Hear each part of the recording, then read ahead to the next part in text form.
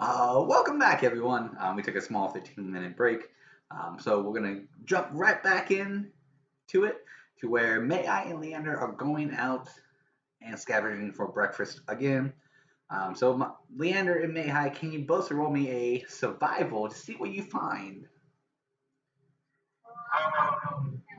Is there a way that I could possibly aid Leander? Yeah, absolutely. Since you're re-going back on the same trail, yeah, you can definitely aid.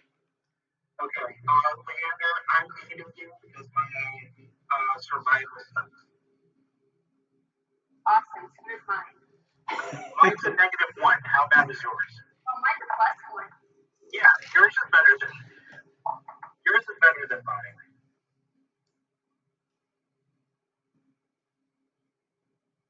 Oh, 9. Did you roll with advantage? Is that with advantage? No. 10. All right, keeping that consistency. All right, so you guys, this will be before you find anything, so you guys can go ahead and role play, and then we'll take it from there. Wait. Lead the way. I'm sorry, say that again? Lead the way, small one. Alright. First, pull out my bow. And as we're walking, I'm just going, alright. Did I, step out of line with what I was saying? No, I completely agree with you. Okay. Unnecessary fighting. Yeah. I don't want to die. I died already. Yeah. And I think this is becoming rather difficult for us because we're sort of going a little too fast for, our particular skill set. And I know, me personally, I'll be the first one to admit I let my emotions take over. And I admit that. I know that's my fault. Yeah, sometimes this just happens, and I understand it, but when you get so mad, you gotta take a second to step back and breathe and be like, okay, is this worth my life? Even if you know that you can come out of it alive, is it worth your life? No. You see, man, not many of you guys know, but I have a ward. And I've got to learn to, keep cool, because if I don't make it back, then he's got nobody. And I've got to set an example for him, just like we've got to set an example for everybody else in our group. They may be older, they may not want to listen, but if they say, hey, this guy's got his head on right, maybe we should listen to this person. Eventually it'll click. A lot of wisdom coming from you. I can certainly learn a bit from how you think about things and how you present yourself. And as honestly, I can learn a lot from you too. Not a lot of times. I show my emotions, and I should sometimes, but it's a lot easier not to. I can see why, because then you get to an argument with your party members about what's the best course of action to go on. Yeah. But that's also putting your opinion out there. And yeah. Like for everybody else, which sometimes you gotta do. It becomes harder to voice your opinions because when you do,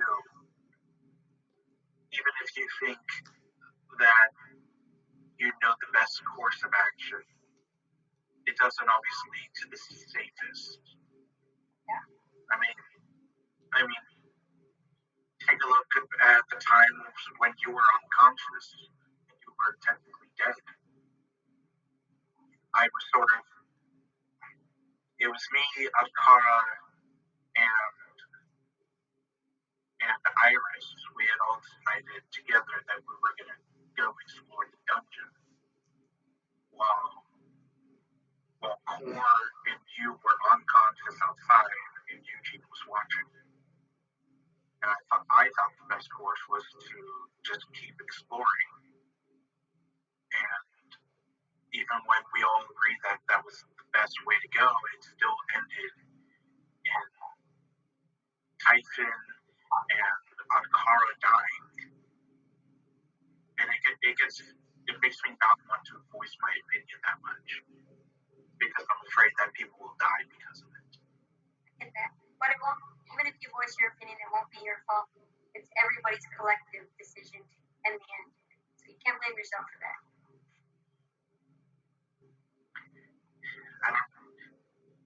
I guess I try and hold myself to a higher standard, and it becomes harder. Of course. You gotta take everything how it is, and just sometimes it's gonna hurt, but you'll get back up. Look at you. You're already back up and ready to go. Yeah. Can I tell you something? Of course. I never thought I'd be adventuring again. Believe me either. As far as I know, I'm the last one. Why would I go risk my life? Yeah, I was already part of an adventuring group, actually. And I was sort of doing my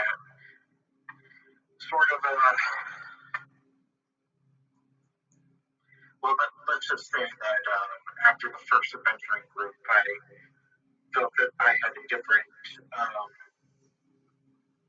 need to protect people rather than going to risk my life. And then getting sucked into this because of the magic portal. So I didn't think I'd be here again for that. Yeah, we're all kind of stuck together now, aren't we? I guess so, but I'll have your back. I got yours. Now let's stop this mushy-gushy girl talk and go find some food. It's right over here. Can you see anything? All right, I love that. That was a perfect ending. Okay, so you guys do find some food. You catch it, some rabbits and squirrels and whatnot. So that was wonderful. So we'll as that lovely moment is going on, we'll go back to the main camp to where Core, Eugene, Scarlett, and Fuego are. We'll have Eugene will just be just sitting down on a box, leftover box. Core will just be doing kind of meditating a little bit off to the side. And then Fuego and Scarlett, what are you guys gonna do? What do you guys want to talk about? Well, first let me ask this: are we doing a short rest, or can this be considered a short rest? Yeah, this could be considered a short rest. Okay, so we want you to heal up some more because you only have 8 points right now. Yes. So your hit dice are D6s. Okay. So you have 3 of those D6 you can roll right now to add back to your hit points. To max out, you need 21. So you could roll 3, and even if you hit all maxes, that's still 18. So go ahead and roll 3, and that'll get you back, at least your health back up to where you'll be okay. So I'm going to be telling her too that we almost lost her again. I'm not exactly sure what was said, but if you're in a situation where you have to be attacked, or you're feeling attacked, and you're defending yourself, I'm definitely going to help you defend yourself. And I was about to charge into that darkness and hit everything that I could hit in order to save you. I've already saved you one time from the cultists to begin with, and since then I have been by your side, and I will continue to be by your side.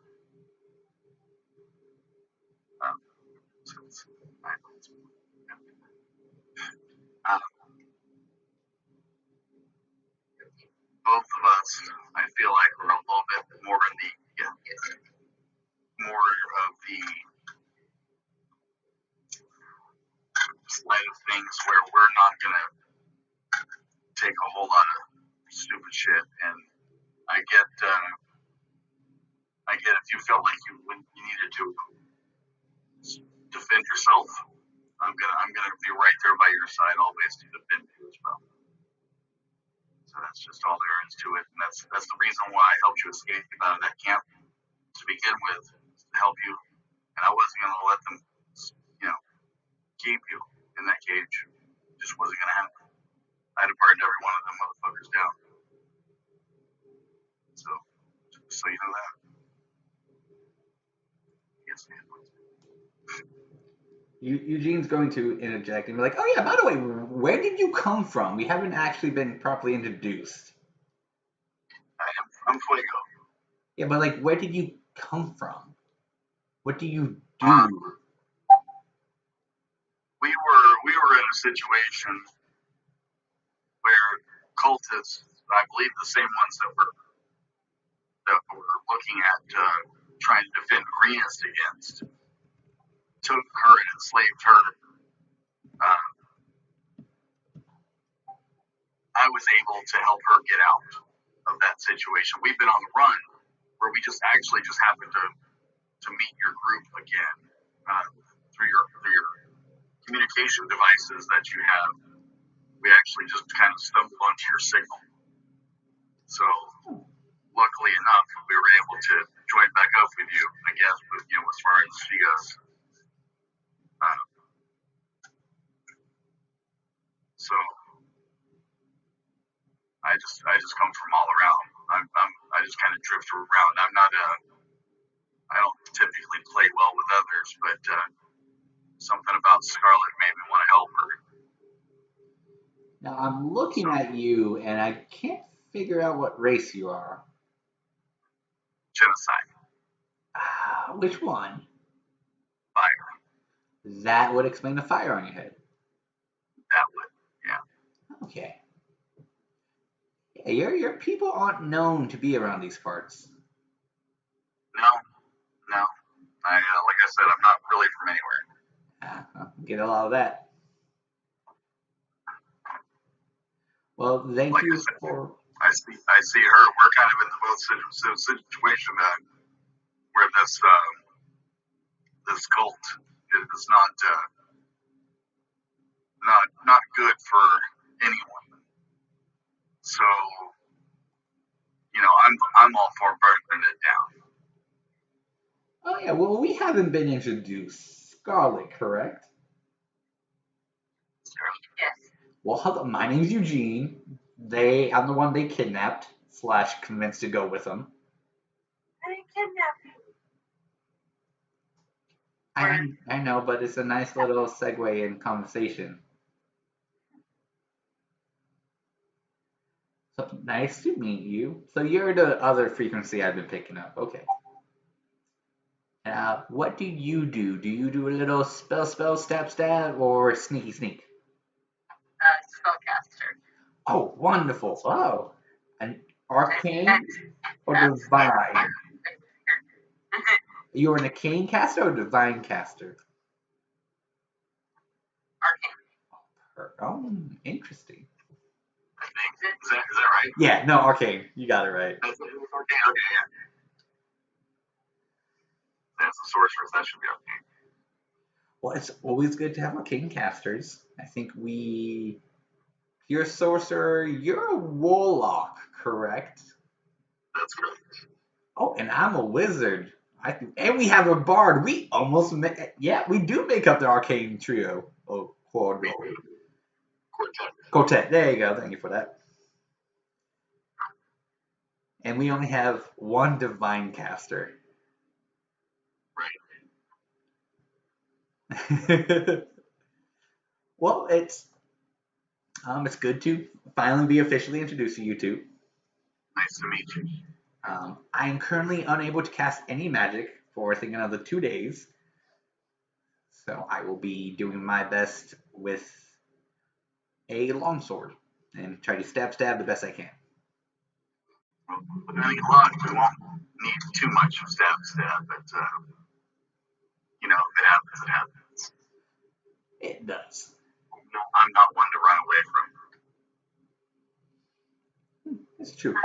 color is your flame, by the way? Does it just always stay red, or does it change color whenever you cast?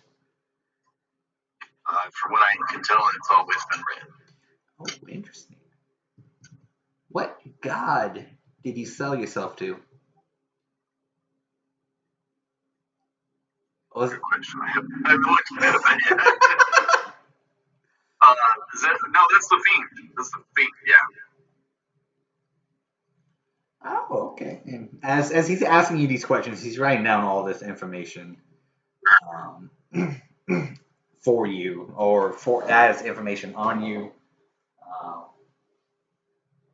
so I have a unique interest in the Fae as well. The Fiend is who I make trust with. I do believe Core is your race considered Fae?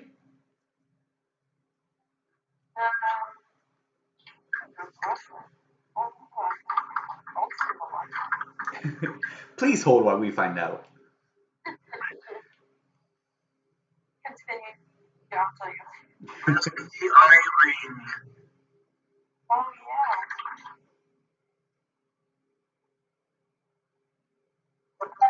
These devices that y'all have are pretty cool. Get run into a situation where we can get another one. Maybe I can get one.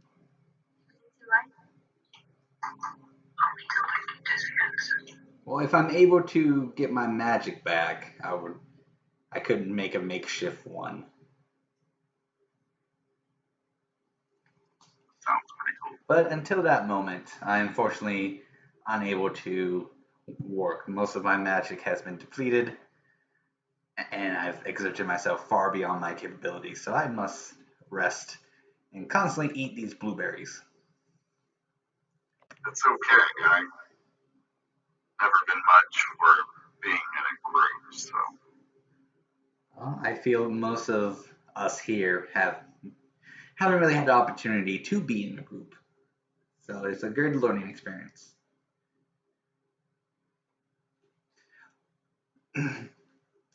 So did Core want to roleplay as well, or is Core quietly keeping to herself? Fearful to arm, faith-oriented, half giants. There you go. Perfect.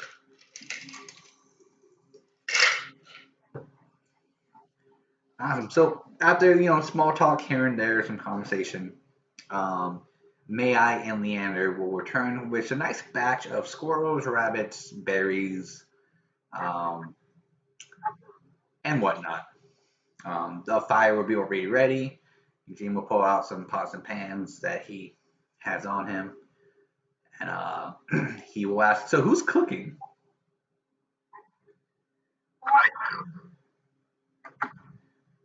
I'm not the best cook, but I cook. Cora isn't very good at cooking, but she managed it the other night. Right. Did some good shit the other night. I mean, might as well keep the good streak going, right? Right. If you want, I can aid you when you're cooking. If you want to test it, or Leander wants to try to cook, because she said that Leander's pretty good at cooking. Oh, if Leander's good, let's have Leander give it a shot. Can I give it a shot, Leander? Sure. Well, I'm ending and clean and nobody else will do anything else. Alright, then I'll cook. Jeez. But if it's bad, don't blame me. Oh no, doing all the work must be so I'll terrible. help you.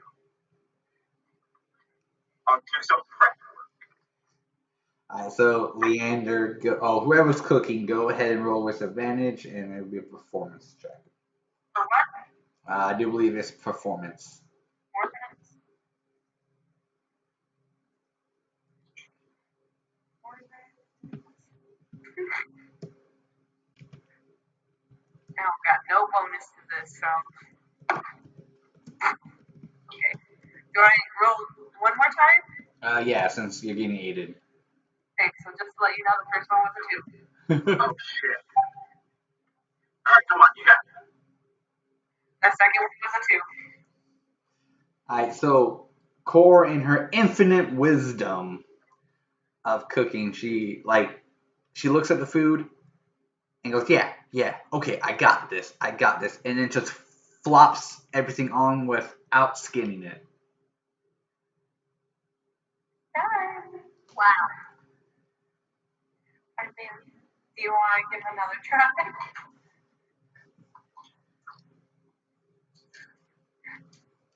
You're stressing me out, woman.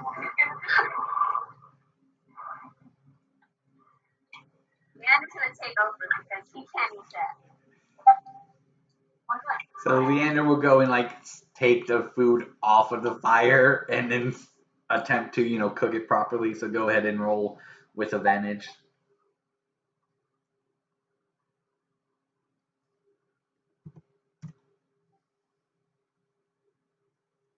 Which one's the 10? All right.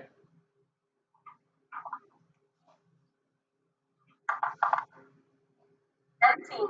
All right. So Leander, with his nice purred fur kitty-like claws, he skins it, or with a knife, however you want to do it, and starts to cook.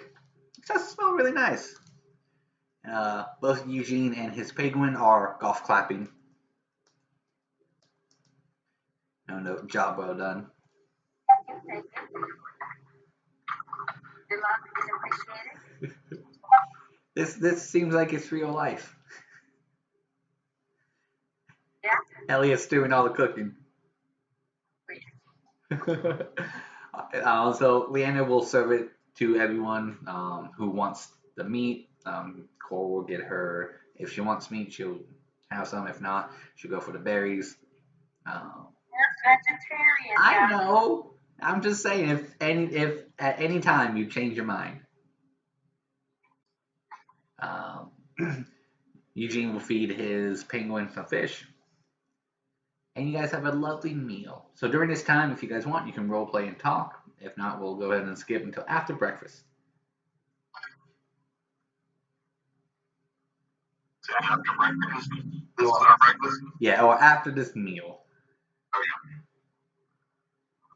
I'm fine. We were eating a good meal. Everybody should be quiet while they're eating a good meal. If it's a shitty meal, we got room to talk. Alright, so everyone will sit next to your friends or wherever you want to sit next to.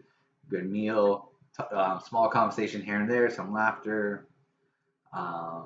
Eugene or whoever can make a small joke will make a small joke towards May-Ighe.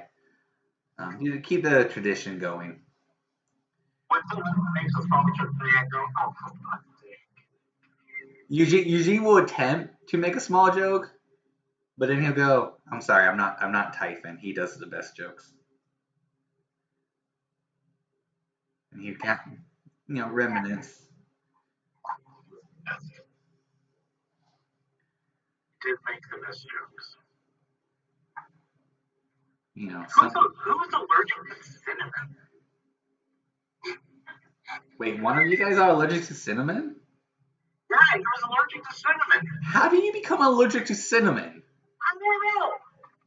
And so this is how I came up, and this is one of the few times that one of the stories I have with Typhon. So we were at a bar in Midtown, and Typhon came over, and they were featuring this bread with cinnamon in the center, and I thought, well, there's a lot of cinnamon here. What would happen if I put some of the cinnamon into the ale? Maybe give it some of that some extra spice to it. And I tried the combination, and I thought, man, this is really, really bad. It was awful. And then when Typhon came over, I got him a beer, and I go, hey, why don't you go ahead and try this? And we took some of the cinnamon, and then I put it into his ale, and I stirred it up, and just to see if he liked it. And then he drank it, and it immediately started puking. Hey, that sounds very unlucky. You're a very unlucky man. And his nickname was Typhon the Unlucky, apparently. Oh, that's why you guys called him the Unlucky. Yeah, because apparently he was unlucky and everything. That's unfortunate for him. Yeah. Well, I think that is, as much as we enjoy going down memory lane, do we know how to get to Greenest? Does anyone even have a map? Do we actually have a Google map? I believe I do. Is that correct? Correct. You do actually have a map. I go into my bag and I pull up the map. All right, so the map is going to be the map I recently sent you guys. So you guys, if you keep going straight, you will go in between two outposts of the cultists to get to Greenest. So we'll say that you guys are kind of in the center of the two outposts, somewhere in that general area. So, I mean, you guys could take out one of the outposts, or even take out both outposts if you want.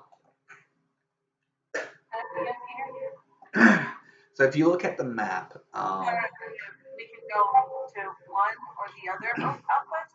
well, yeah. So you guys know that. So again, going back over the map, the blue house is the outpost you guys were at. So it's an outpost you discovered. The other three outposts that are red, if there was any cultists there, if you guys wanted to fight the cultists and take them out, you can do that, or you can simply try to bypass them, and hopefully you don't run into a patrol. What we were thinking about going with Core's wisdom was that we would go we wouldn't hit the outpost and we would go straight to Greenest. Did I understand that correctly? No, yeah, you're right. Eugene is just giving out another option if we wanted to take out the outpost. He'll point out that it looks like there's two of them there. So if we want to free up this land of some of the Colt's control, we can possibly do a sneak attack at the outpost. But if we're just wanting to go directly, then yeah, we would just have to make sure we don't get caught by a patrol if they're out and about. Well, if we do run into an occasional cultist, I don't mind killing them.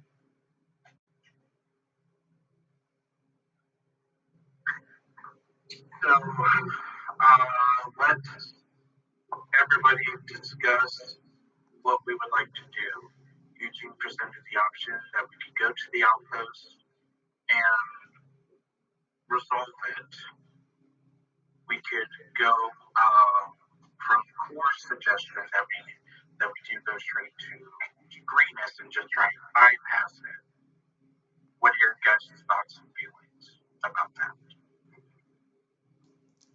If we try to bypass it and by chance we run into the cultists, there's no telling whether or not they can signal the two other ones and end up flanking us. So if we could possibly sneak in and try to take them out first. On a plus side of running into another cultist area, they may have supplies that we can steal. Considering we just lost our other supplies that we were going to take to Greenest.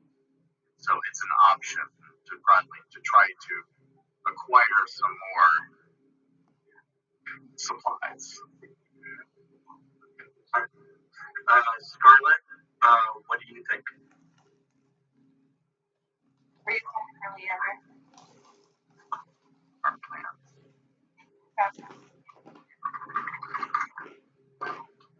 Away from What did you say? the cultists, or try to, maybe not. Maybe sneak around. Yeah, sneak around. Probably a smart idea for you. All right.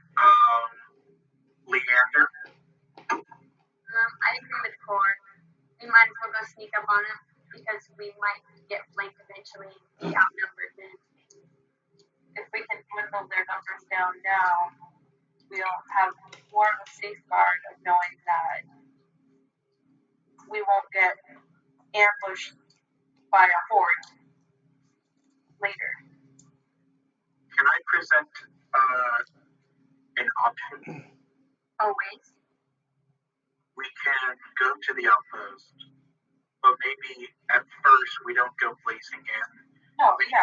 We just go scout it, assess the situation, and then upon that, discuss further. I really don't want us to be dying. Yeah, of course. I say go in, try to sneak in and see, again, like you said, assess the situation. And like Fuego said, they might have supplies that we desperately need right now because I still have a stick. So the nearest outpost, Eugene, how long would it take us on foot do you gather to get us to the closest outpost? It looks probably about a day, if we hoof it. But looking at the current map, and just looking at what you guys has, I guess what we dealt with in the other outpost, it looks like they're moving their supplies.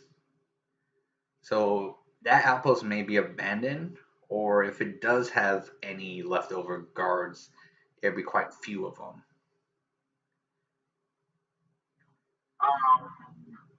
Okay, so This is just going off of the basis of the last outpost. so does that mean that? Okay, so we can always go and check it out, but that means that there's a good chance that that outpost may have already been abandoned and they may already be at the next one. Correct. I mean, from what we know is the people who came to the outpost that you, Iris, and I were staying at could have just came from this outpost. I mean, if you guys want, my magic should be back tomorrow. I can go scout it out and meet you guys at Greenest.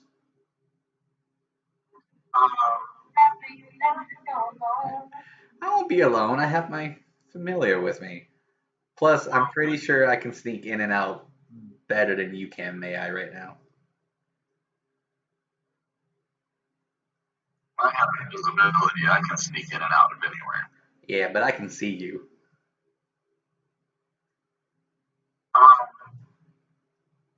So I'm worried about seeing me now. So let's say hypothetically that we go to, let's say we skip to this outpost, which I'm not exactly sure is the smartest thing. Well, what if we just waited here? What if we waited here while you went to go and scout? If you do indeed have your magic tomorrow, we could always travel closer to the outpost. If you check out the first one and decide that there's actually no one there, how much time would it take for you to come back? If I'm traveling by myself, I can probably get there in a couple of hours. So a day total. Because if we travel close, here's my thought: if we travel closer and we just sort of stick to an area until we hear back from Eugene on his findings, maybe that gives us the information we need to go forward. That works for me. I mean, if you guys want to head towards Greenest and then just wait at the edge of the forest for a day, I can meet you guys there.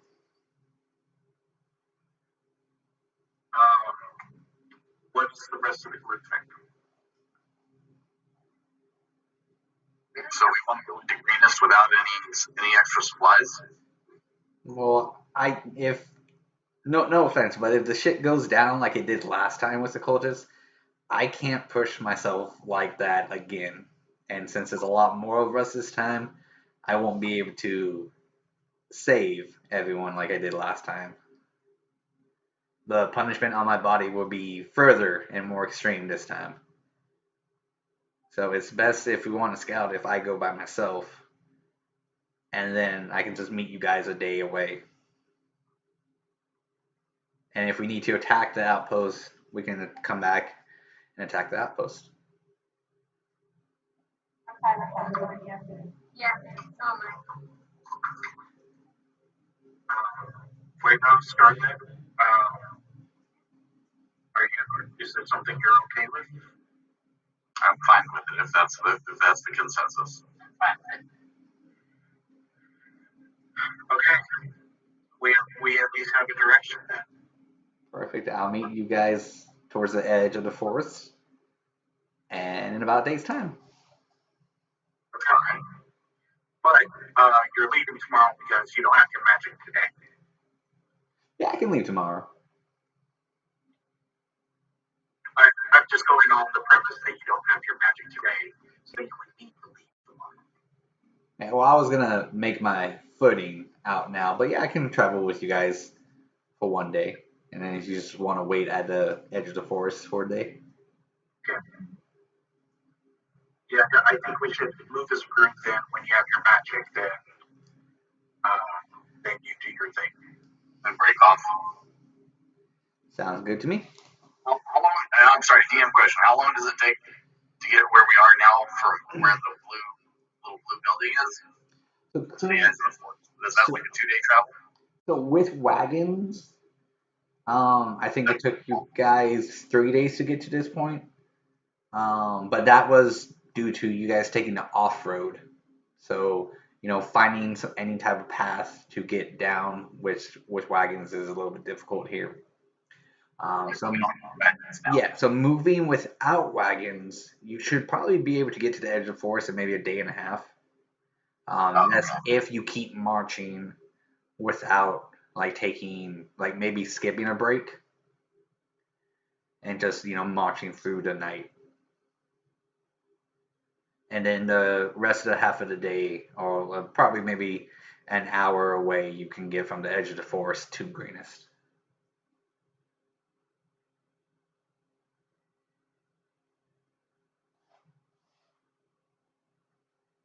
I'm never a big fan of marching through the night, so we can't get a rest. How does everyone else feel about that? We can always march until we need to rest, camp off night, or camp off the main road, take our watches, and Currently, you guys are off the main road. So, if you keep traveling off the main road, you'll be fine. Those less likely of you guys probably getting spotted. But traveling on the main road will give you guys a higher chance of getting spotted. Right. And travel off. Yeah. All right. So off the group goes. You guys will gather up your things. You'll head on off. Let's see if we get a random encounter during your guys' travels. then I will say that I will do the first watch. Okay. So as you guys are traveling in this forest, it's lovely, beautiful forest. You guys can see some wear and tear of this forest as possibly a battle has taken place along these roads, even in the back. So you can see some broken arrows, some shields, some swords, and occasionally maybe one or two dead bodies along this side. It does look like maybe townfolk or slaves that are dead. But overall, your time of traveling up until you take a break is uneventful. You guys have small talk amongst each other, tell some stories, and all that lovely jazz. When you guys go and rest and have some sleep, everyone has a very uneventful night while they watch. Eugene will take rest the first watch, so he will sleep the first. And during his second watch, that's when he will say goodbye to whoever is up. And he will see you guys in a day. Day and a half, depending on how things go. He'll leave a little note for you guys to just kind of give you guys a boost of inspiration and everything. And as whoever reads the note, we'll see at the very end. It'll have a little schedule as when Eugene's left. He'll obviously give this one. But it'll have a schedule of when to pet Leander behind the back of the ears because he likes it so much. But don't tell Leander that this schedule is made. Just do it. Yeah. Next person not even ask. What is it now? I know I'm going to want to RP with Leander after Eugene is left. Okay, so we'll say he gives it to May-Ighe or whoever's the second watch. So if it's May-Ighe or Core, he'll give the letter to him, or even Scarlett or whoever's up. Well, he'll just leave it where his spot was, so whoever picks it up can pick it up. And then he'll dose. So Eugene will leave the group for a little bit. I technically May-Ighe says that he would be watch. Oh, perfect. So So like he would give. all right, so May-Ighe, do you read the letter? Yeah, I'll read it. All right, so it'll kind of just say, don't worry, I'll be back. Thank you for this wonderful adventure. I haven't got to see the world much. Just a word of advice, be confident in your actions and work as a team. And I know you guys can make it through. I can't wait to see each and every one of your smiling faces in a day and a half, maybe 2. Oh, and by the way, here's a schedule of when to pet Leander behind the ear. And I left underneath a rock some catnip. If you want to, sneak it in his food, please don't tell him I did this. And whatever he says, if it's embarrassing or not true, don't believe him. And hide all your books. Okay, bye.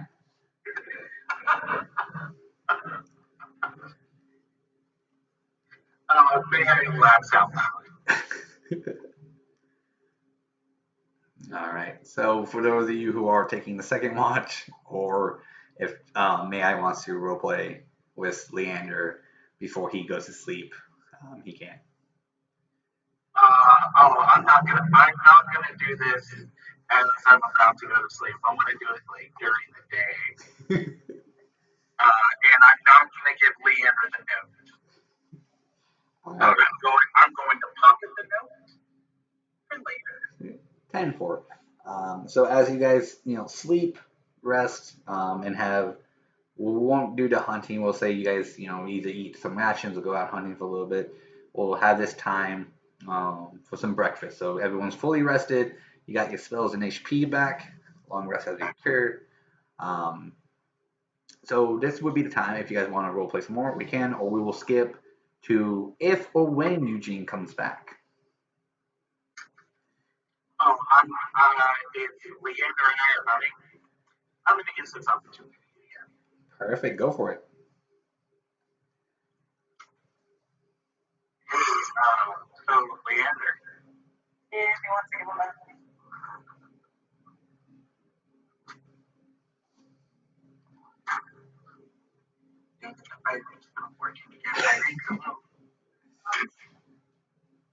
How may I help you, May-Ighe? Irene, are you having a good day?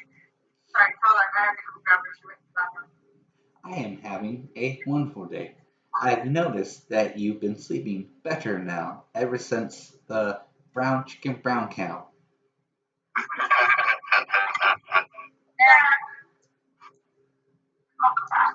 Irene, we will talk about this later. Okay, thanks, bye. Okay, I made note.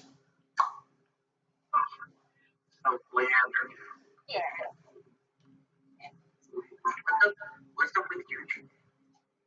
Oh, he in his book. I had his book for like 2 days. He has like 6 pages of things about porn. What? Has a something. Ooh, well, we did already know this, but 6 pages? Ooh. 8 pages. Oh, man,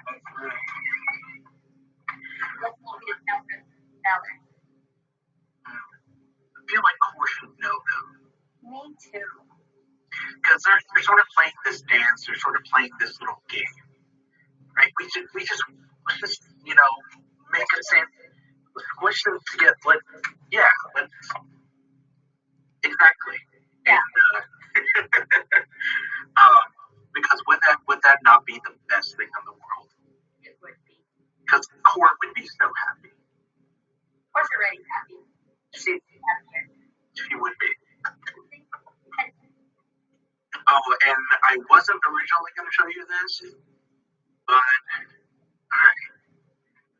I pick up the letter, and then I show it to Leander. what? So as Leander, as you look at the letter, it will say the inspirational thing, and then at the bottom of it, it will say, the words will change and go, if May I showed you this, Leander, these are 5 small jokes you can say to him. P.S. Don't trust the little short one. He steals your food at night. Man, Yeah. it doesn't say what I think it says, because now it's with the jokes about how small you are. Oh, what the fuck, guys? Like, this paper. It goes back and goes, May I? I'm a fucking wizard. What did you expect?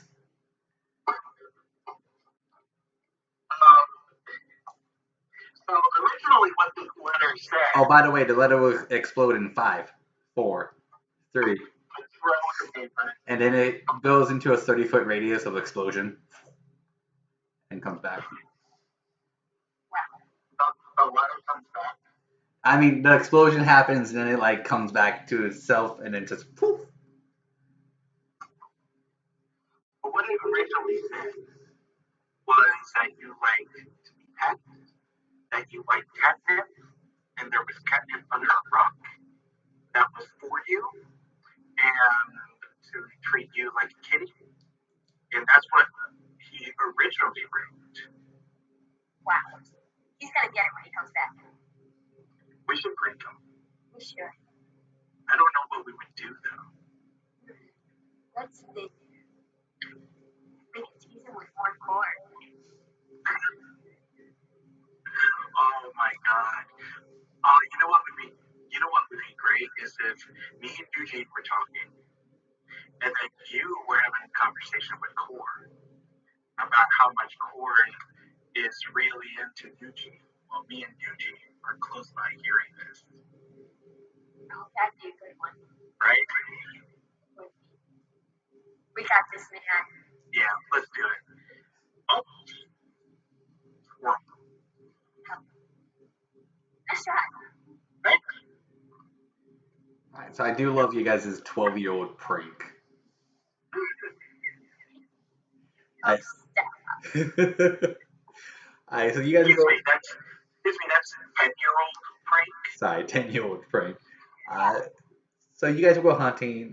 Leander, if you need to scoot out for a little bit, you can. So you guys will go hunting. You guys will come back successfully with has a nice little convo amongst yourselves. Does Fuego and Scarlett want to have a conversation with Core about anything?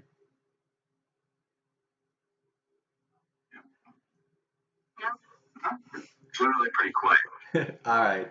So May-Ighe and Leander will come back, and Leander will start cooking. You guys have a nice meal. So this is where you guys will make camp, and enjoy. Just kind of talk amongst each other. The typical things you would do at camp. Maybe go for some walks, train, pray to your God. So to practice your skills to make sure they don't go rusty. So the first day will go uneventful. And then we'll just go ahead and scoot on over to the next day. So about the time you guys been in this forest was about, 5, 8, 9, about 10 days. You guys been in this forest for about 10 days now. This will be the 10th day. And as you guys wake up bright and early, you guys cook, breakfast, eat, stretch. And as you guys are, waking up, getting that early morning stretch, go ahead and everyone make me a perception check.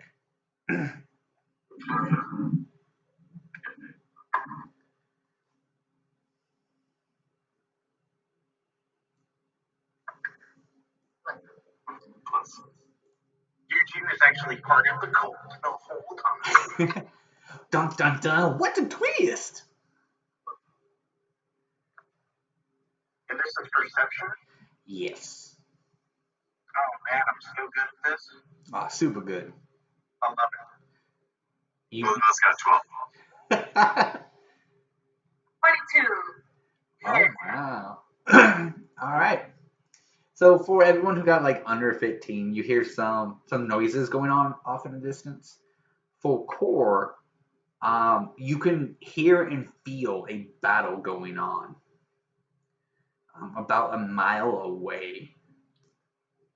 You don't know who's fighting or like what's going on, but you can just feel that there is being blood spilled in this forest, and that the forest is also getting damage as this is going on. I will tell the group, and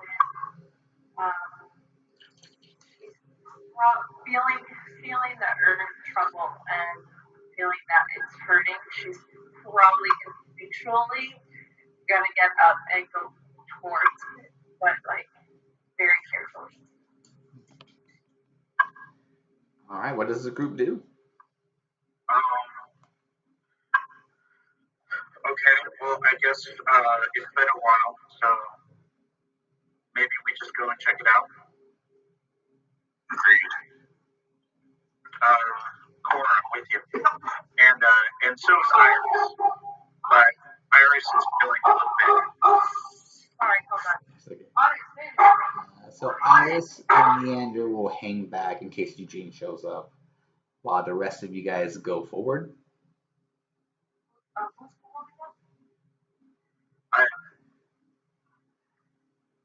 So Iris isn't going to participate. Iris, and I will try and convince Iris just to stay close to us because it's been over 10 days. She'll stay within 100 feet of you guys. Yeah, within Iris range. Yeah. All right, so her and Leander will stay 100 feet away from you guys, while the rest of you guys go and explore. So you guys travel for a good about 5 minutes, about let's say 10 minutes, because it was close by. And as you guys traveling through the woods, the closer you guys get to this noise, you can hear is combat. And as you guys are approaching this, you can see off in the distance in a small open field that there is 8 humanoids, eight dwarves, all wearing full plate helmets and various weapons between great swords, dwarven warhammers, and hammers alike. They are fighting a group of cultists. It is of the dragon symbol, so you guys know they are fighting. It looks like the battle could go either way until one of the dwarven fighters raises his sword up in the air, and a bright light shines from it, healing and inspiring the rest of his comrades, and they just dominate the rest of the cultists in there. What do you guys do? So we see the battle is instantly won by the dwarves. Correct. It looks like they're run. They're just nitpicking the rest. Some of them go chase some of the other cultists who are trying to run, while the main dwarf and 3 others stay with them to clean up and loot the cultists.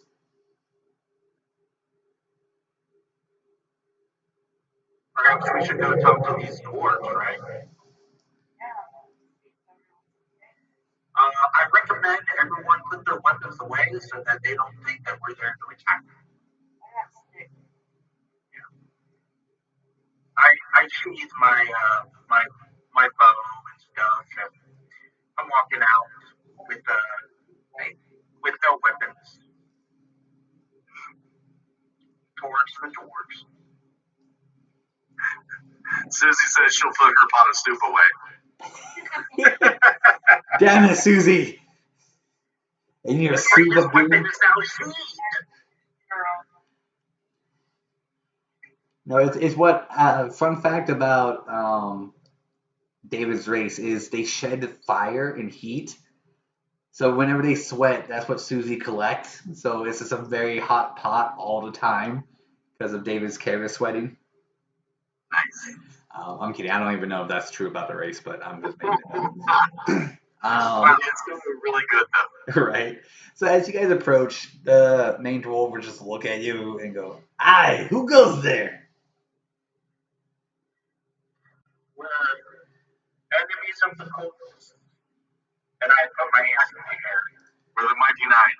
The Mighty Nine? Not the Mighty Nine.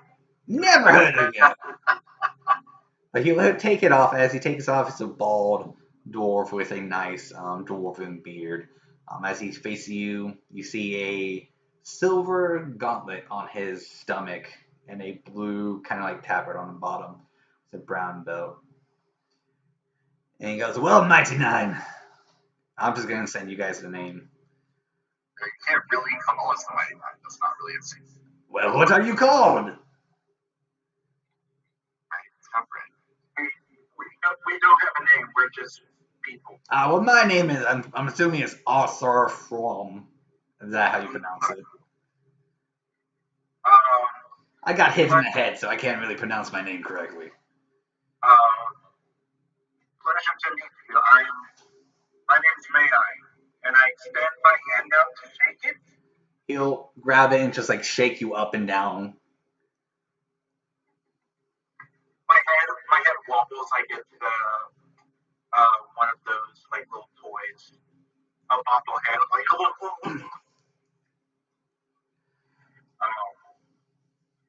and we heard that there was combat near where we were staying, and we thought we would at least come and check it out. Well, we appreciate it. As you can see, we wrapped it up here. But tell me, what is a nice group of what's the word? Gatherers? Gatherers, adventurers. That's the word. Adventurers doing out in these woods. Well, we've had a couple of run-ins with these cultists, and we've been trying slowly to Murder all of them. Murder, you don't say. eradicate the problem. Isn't that a nice way of saying it? Well, that didn't work. But out of curiosity, were these a patrol group? It seems like it. Where were they coming from? Do you know? Unfortunately, we don't. We knew there was a couple of outposts nearby, so we gathered up on them and we came on out here, and we were happy to find this patrol going.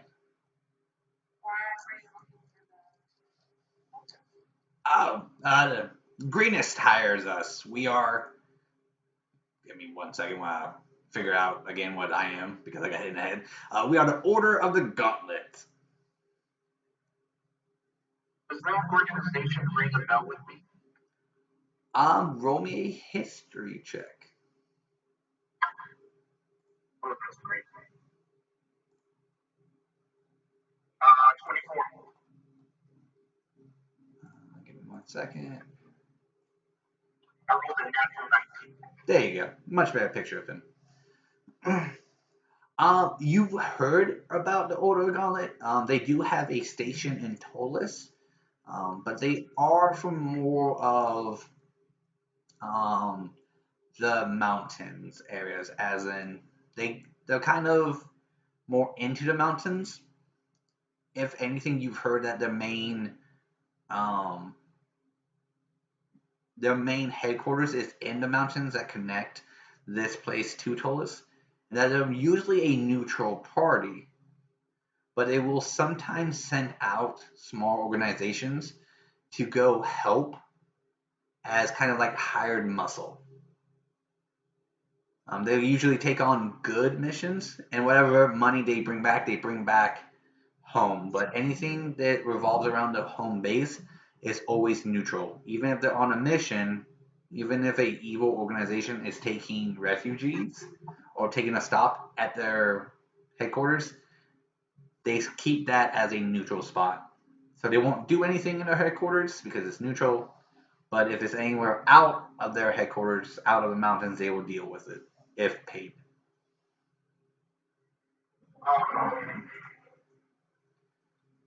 My friend, I don't know how to put this to you, but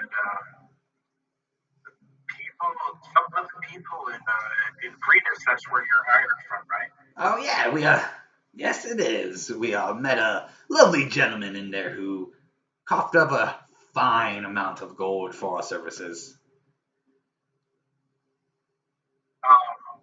I guess you should know that Greece was raided about 2 weeks ago. Oh, well, we're aware. 3 weeks ago. We're aware of that. We came from there. Are you also aware that there are currently spies? We have heard rumors, yes, but we haven't yet soaked them out. We prioritize these outposts first, but they're very tricky and they constantly move sometimes, so we're unable to really pinpoint their locations. Well, I'll take out my map, and then I will point out the outposts that we hit, that Eugene, Iris, and I were at, so that we can do some sort of exchange of notes. He'll pull out his map.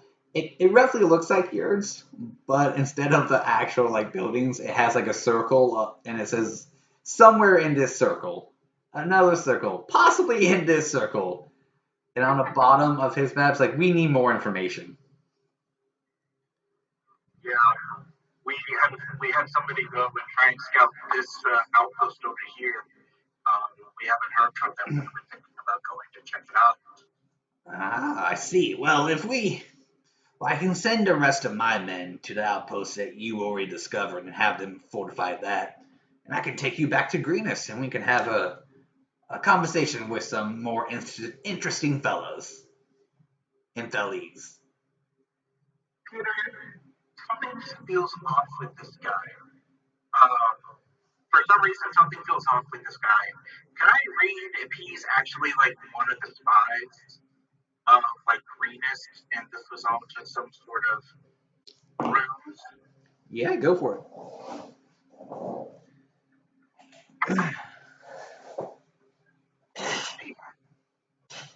16?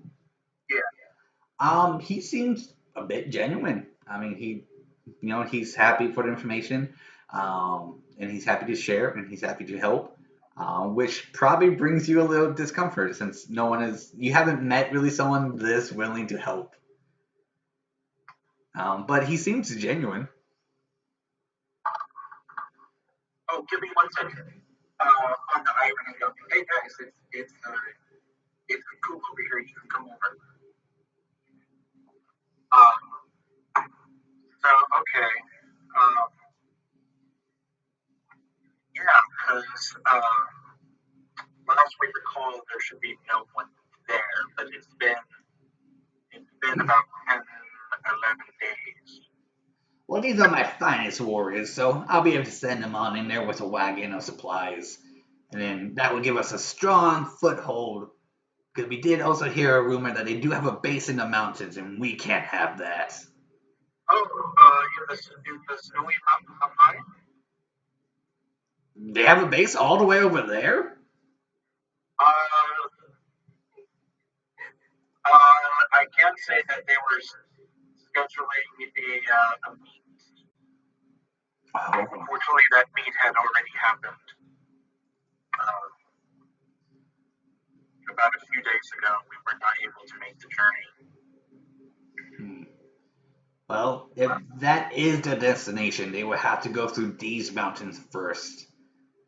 So if that's the case, they will have to make their supplies gathering at the entrance of the mountains, go through our headquarters, and then come out the other end.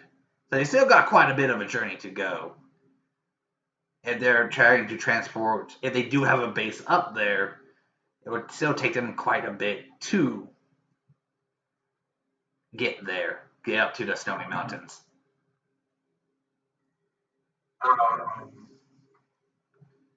Yeah.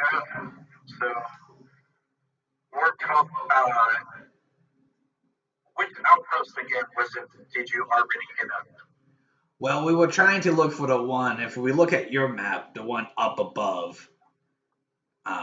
The one in the middle between the blue house and what looks like, I'm assuming this is greenish, that one up there. And as he points to that, the one that Eugene was going to suddenly explodes and then crumbles and then disappears off the map.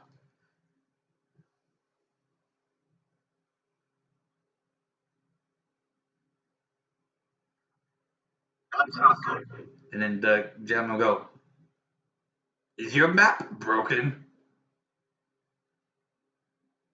This map is magical. It's updating all the time. It's a nifty The map. one that just exploded.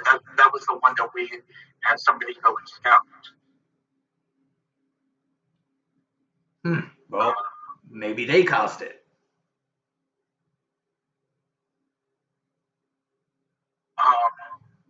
He's not a very combatant person. I'm definitely now afraid. Any way to check the map? If you can tell me how to do that. I don't know. Map, are you lying to me? No, I'm a mimic. Wait, what? I don't think you can insight that. Yeah, I know. I was just trying to. Okay. But it does appear that this map is magical. That's a handy map. I'm pretty sure I have a couple of friends who would love to look at this map if it's constantly updating. Yeah, this one we actually sort of stole from the cultists. Well done. Look at you guys.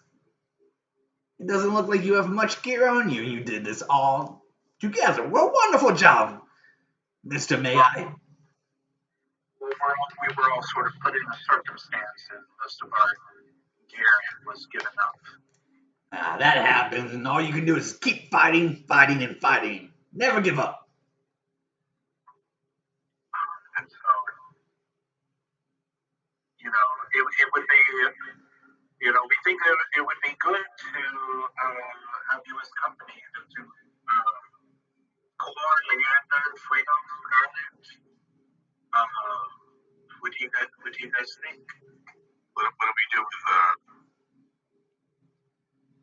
our comrade? Do we just forget about him, let him go? I would go back for him. She definitely wants to go check what happened. Yeah. I mean, Peter, DM question. Yeah. Is the outpost in the same direction as Greenest?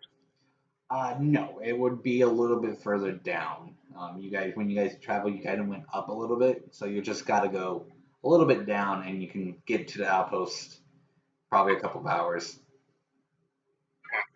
A couple hours to get there. With a quick pace, yeah, a couple of hours. Which one is the outpost we were looking at?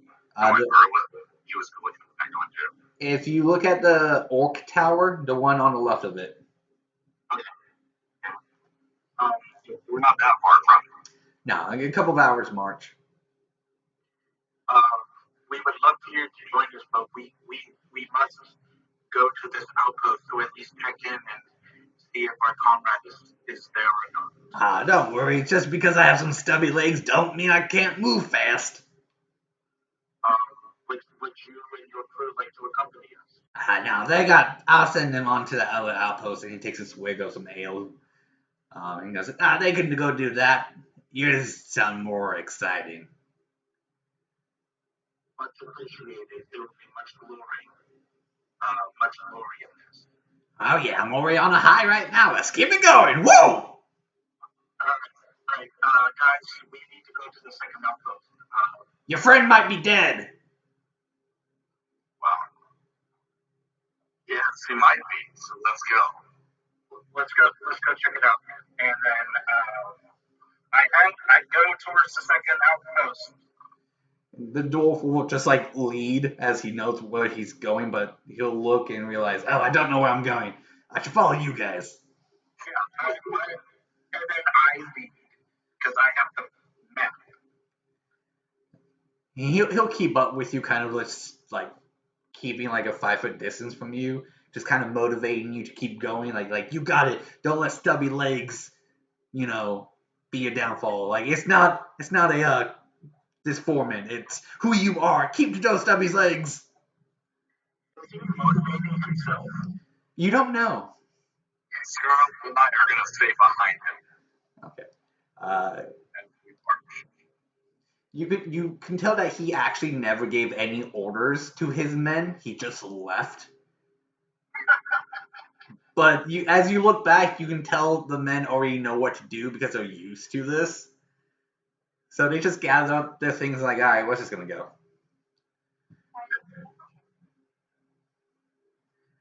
Don't worry, Cora, we're going to save your boyfriend. Oh, congratulations, young love. Oh, it's dandy. And he takes a swig.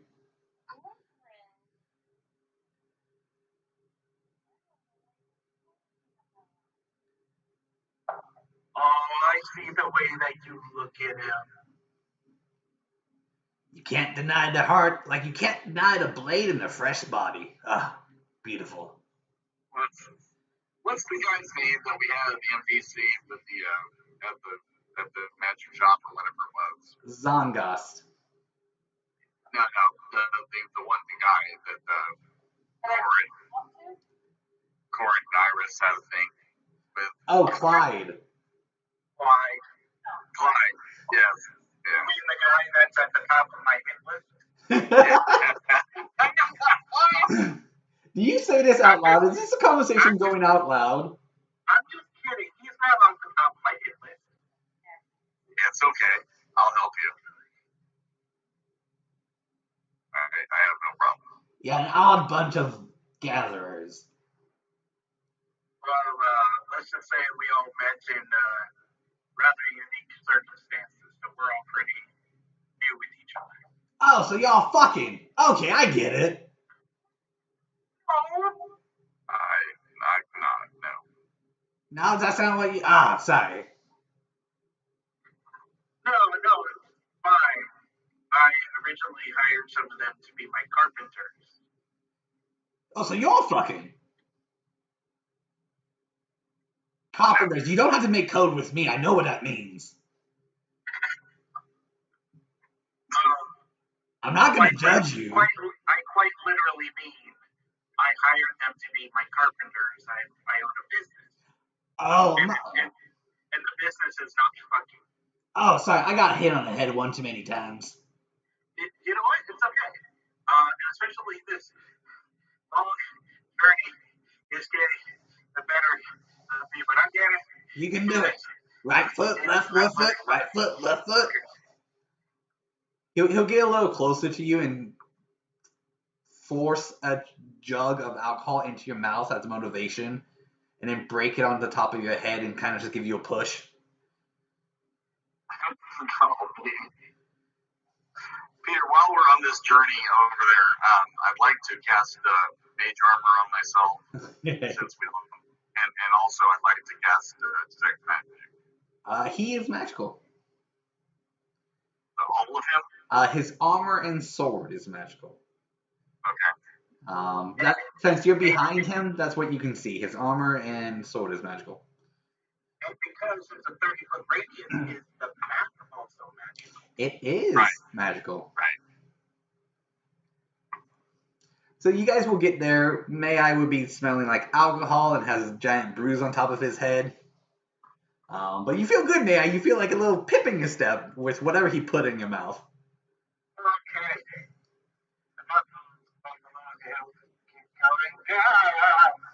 And you guys will eventually get there. As you guys get there, about 60 feet away, from like the forest edge or where the small little house would be, the house is completely destroyed. There is rubble everywhere. Fire. There's still fire burning the wood. It looks like there's some wagons that were destroyed and on fire. Some dead, burning bodies. Some dead horses. It looks like a fierce battle took place here. Scarlett, do you pick up in the information as far as your ring thing, your communicator? Do you hear anything about Eugene being here? Hashtag DM question. Well, Eugene never actually really connected with us. No. I asked Scarlett if that's what I'm saying. Just from a DM perspective, did we get anything from them saying, or the Irene saying, that he's been disconnected or anything? No. Possibly now that we're in range. So with Eugene, Eugene's never, his quote Irene never connected to you guys or wasn't on your same wavelength. Okay, his did. Yeah, that's what I was trying to say because he made his own and then hacked into us. Gotcha.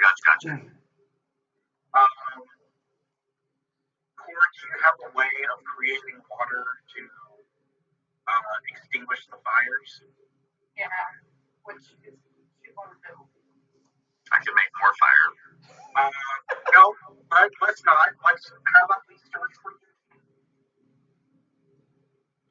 Can I do an investigation to see if there's any sign of Eugene? All right. So I'm assuming your first priority is to put out the fire. Yeah. All right. So create water. whoop whoop. All right. So is that a cantrip or a first level spell? First level spell. Okay. And that's it's a lot of water, isn't it? A couple gallons. About 10, yeah. Okay. In an open. Water. Well, I'll say you cast enough to put out the fire. And so everyone's hearing the the sizzleness and the small smoke come up. You can smell the burnt wood and everything. So some of the things are still a little hot. Easily, some of the wood are easily broken if you step on it. So go ahead at this point. Go ahead and roll me an investigation then. Whoever's going to investigate the house fire. I guess that would be me. Yeah. So if everyone wants to, go for it. Who has the highest investigation? Got a 19! So, I mean, y'all can do it. That's fine. My investigation is a +5. So it's Scarlett's. Yeah, again, you guys can all roll it. It's fine. Because you can always beat Scarlett, because my total is a 13 with my roll. Yeah. Oh, 59. 59? 9. Oh, 9. Yeah, just 9. I thought you said 59. I was like, how the fuck did you get 59? He has a +50 to her. Alright, so you guys are investigating and looking here, looking there, being careful not to either fall in a hole or, disrupt something. But we will have Core, since Core did get the highest with a 19. You find Eugene's familiar habitat with his familiar inside. Go run over and grab it. So it's his habitat?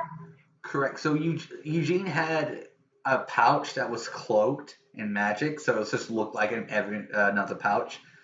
But it just looks like the shape of a pouch, but on the front of it, is a clear glass where you can see inside, and inside is a snowy habitat for his penguin.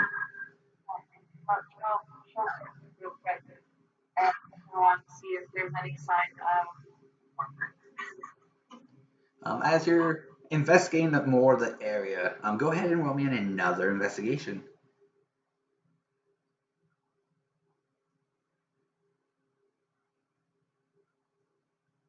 Again, everyone or just? We'll just have Core, since she's picking up the trail.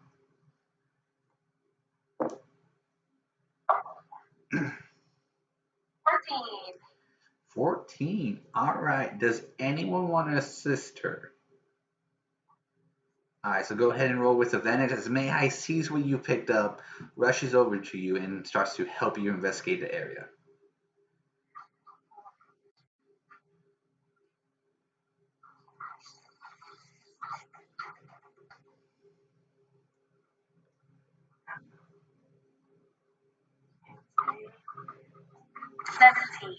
All right. So as you kind of like look a little bit more like further in, with May-Ighe and the rest of the group's help, kind of like moving some stuff, you do find a body. Looks about similar to Eugene's size.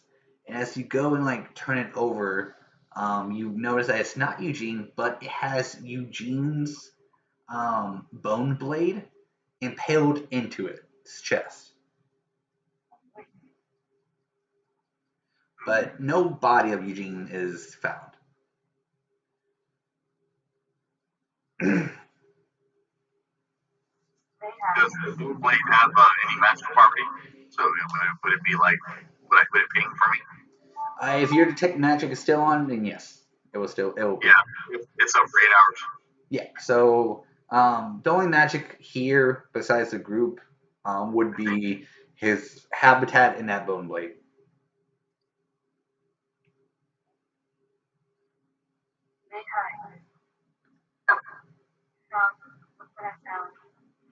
Oh, it's only 10.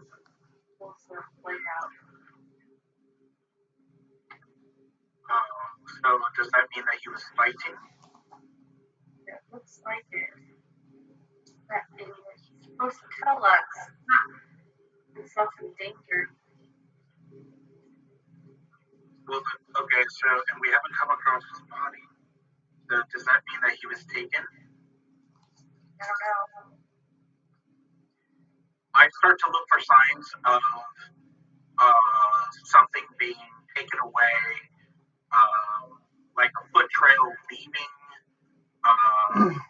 something that would indicate that someone had just recently left this place and in a hurry. Go ahead. Possibly survival check. Yeah. So for those, whoever's kind of looking on the outside of the house, go ahead and roll me an investigation.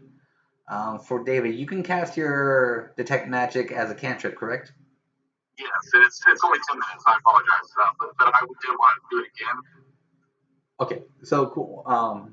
So as you go ahead and roll me an investigation check as well, while you have your detect magic going. It's only 10. It's okay. What does May-Ighe get? 14. All right, and what does Core? Core, are you still investigating? Yeah. That is a 18. All right, so I'm gonna go with Good. Fuego right now. And Scarlett. Scarlett, do you want to do detect magic too?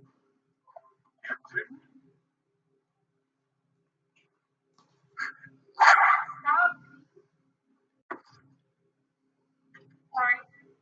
You're good.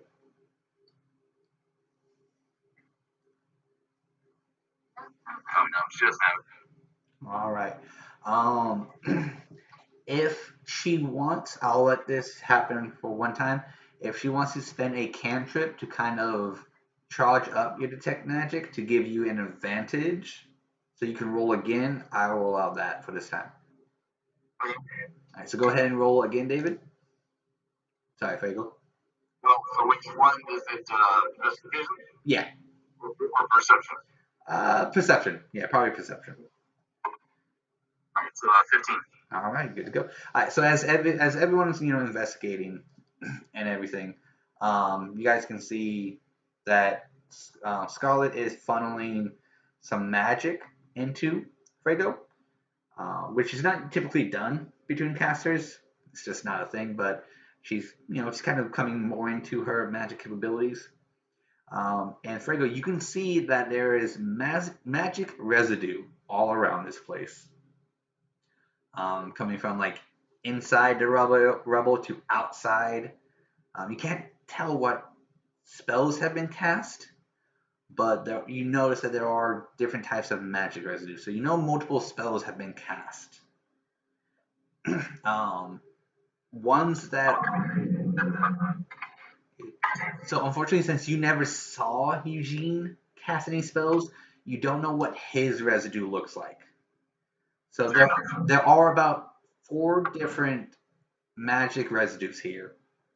It's just that some of them are like by themselves, some of them are intertwined together. Unfortunately, since you never seen him cast, you don't know his signature. So that's what you do find. What May-Ighe and Core find is, as you guys are kind of looking on the outskirts, you both find sets of footprints a lot bigger than normal. Like it looks like a giant, like a human-sized boot, but a bigger human-sized boot. And it looks like the imprint is a lot deeper than normal. Not by much, but still a little bit deeper than what a normal boot would implant into the ground. Was it similar to Ankara's? It doesn't look like a pattern you've seen before.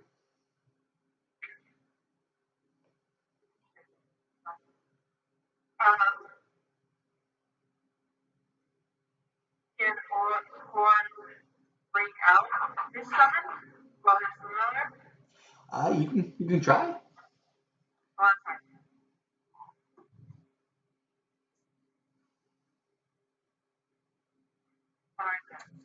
We'll say it's going to be what the D20 plus whatever your spells are based off of. The wisdom modifier. Correct. And then I will aid Core in whatever she's doing. Okay. I'll say you guys. So like, what Core will be looking at one side, you'll be looking at the other. So your set of footprints, May-Ighe, you see about 2 sets. And same as Core, 2 sets over there. So there's at least about 4 bodies that have these footprints. So I will. I get advantage on, right? Correct. Cool. First one I got 10. The second one I got 24. All right. So you kind of, you channel your magic into it, just letting the familiar know that, you're friendly, you're Core, we've met before. And a little hatch opens up, and it kind of like goes out like a Pokeball, like shoo! And the penguin appears, and he has his hands up. And he just looks around, and his little bow tie is nice and cute. He just looks around, a little confused, scratches his head, and then looks at you. So Laura will cast speak with animals on herself.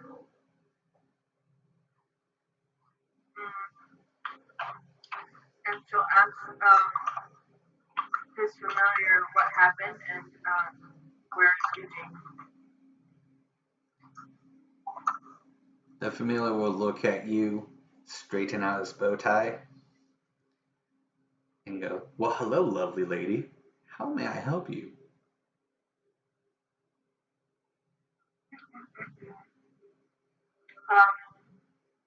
She'll ask where's Eugene? What happened? Unfortunately, I do not know the answer to that, beautiful lady. All I know is Eugene put me back into my little habitat, and that was about it. That's the last I heard. What happened before that? Eugene was trying to motivate himself to talking to you properly, and then he put me in here. So you can go ahead and roll an insight check on that. So everyone else sees that Core is just kind of talking to this thing, but you don't know if it's talking or just like moving lips in case. But the penguin is responding. just looks weird. I'll tell everyone that there's multiple different kinds of magic that I'm detecting around here. Nat 20 plus 7. 20? Alright, so go ahead and roll me a wisdom saving throw. Wisdom saving throw. Yeah. Oh man, this penguin is gonna attack you. 19. Alright, so as you, get in that moment of wait, is this penguin telling me the truth? The penguin spins around and gives you a little, smolder look, like the rock does. And then you kind of just don't have any desire to further question this penguin.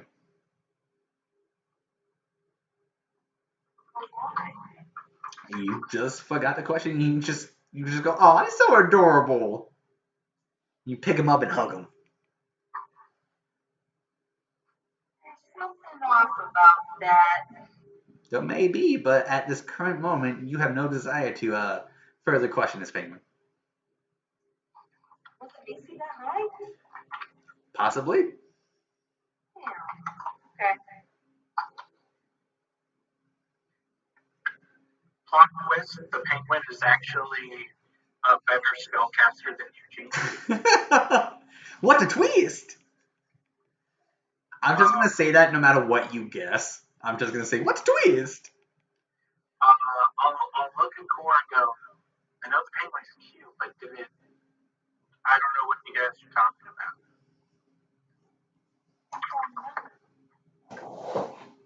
Said that the last time that we saw or heard anything from Eugene was he was trying to build up the courage to talk to me or something. I mean, I'm not that scary.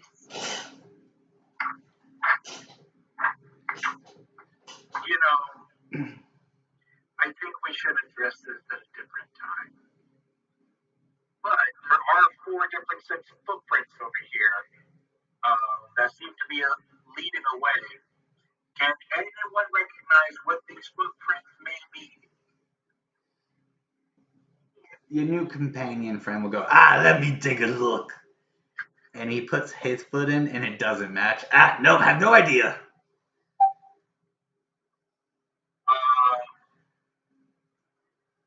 No one? Okay.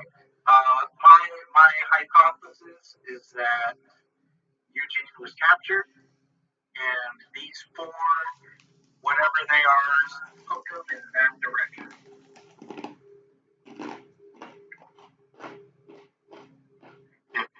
Can we do a survival check to kind of see that the footprints and that's where it's gone? If you guys want to follow the footprints, you can go ahead and make an investigation check to keep following them until they either come to someone or until they end.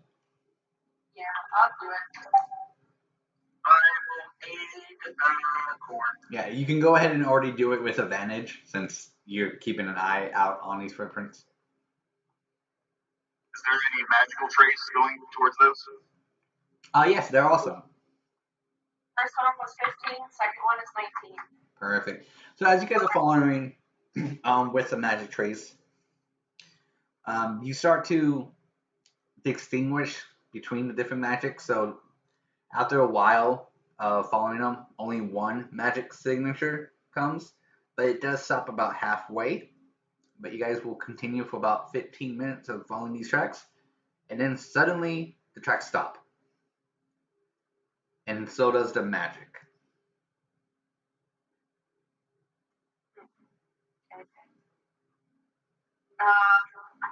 So everyone be on high alert right now.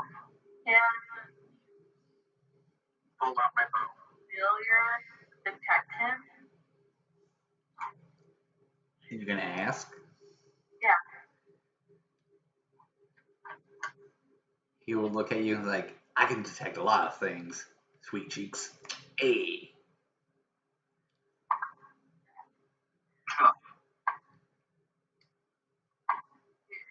Feel your master nearby, or Nah. He gone. what do you mean he's gone? I know, I just can't feel him. Would a familiar be able to stick around without the master? Is that something we would know or not? As a warlock, you have no idea. I mean, but you can make a intelligence or history check. Okay.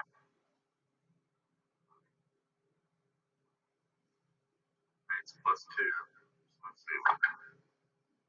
No, I would not know. Okay. As Core is asking this question of the familiar, and the penguin just like looks like he's like talking still.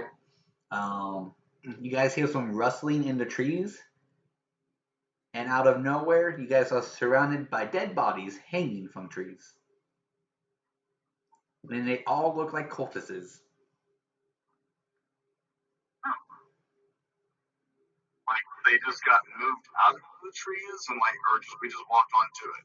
It looks like as you guys stepped here and like looked around and at the ready, it looks like you guys heard a little like trigger going off, and then it released these bodies down, and so they're dead, but they're also being hung from the trees as well. Is there any magic, or are they just dead bodies? It's just dead bodies. Are any of the bodies beauty? No, these are also burnt bodies as well. You can go ahead and cut them down to take a closer investigation check on them, or possibly a medicine check. See if you can find anything out of ordinary. I'm going to yell out to the world. We are here looking for our friend. We are not allies of the cultists. Fuck the cultists. We're just looking for our friend. I rolled a 14 plus a 7.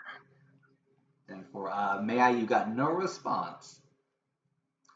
But you feel a little confident in that, like, yeah, just covering all my bases. So well done on that. Core. A dirty 21. So it was 14 plus 7. Perfect. As you cut down a body and kind of look at it, you know that the hanging didn't kill them. They were killed prior to being delivered here. But it also looks like they've been stabbed, burnt, and a unique hole is in their chest. It looks like whatever went through their chest cauterized the wound already and went right on through.